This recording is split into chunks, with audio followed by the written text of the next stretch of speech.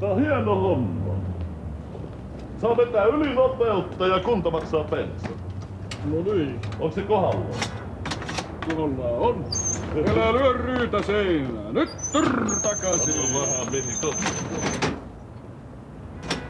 Rippaa. Opit sisään. Ja Aurora. Hei! Hei! Minä luulen kuulee, että tuo on migreeni. Migreeni? Eihän se mikään migreeni voi olla, et sinä näe miten hän oikoo jalkoja. Eihän se migreeni jalkoihin iske, vattaan se iskee. Jaa. Kuule, koitit sä hänet pulssi? No enkä me et lähde miehiltä pulssia koittelemaan. Ole ihmisiksi siellä herraa, tai sä lähet pihalla kohta. Oi, kuule. Päästään pala ääneen. Minä luulen, että se on kiardia. Giardia!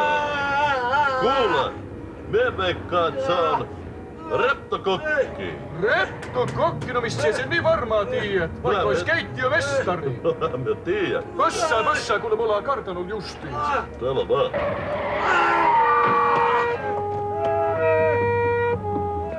No voi ristus, sä oot tunkenut Teppäsen oven väliin. Voi hyvänen aika, minkä teki. Tyhmä poka.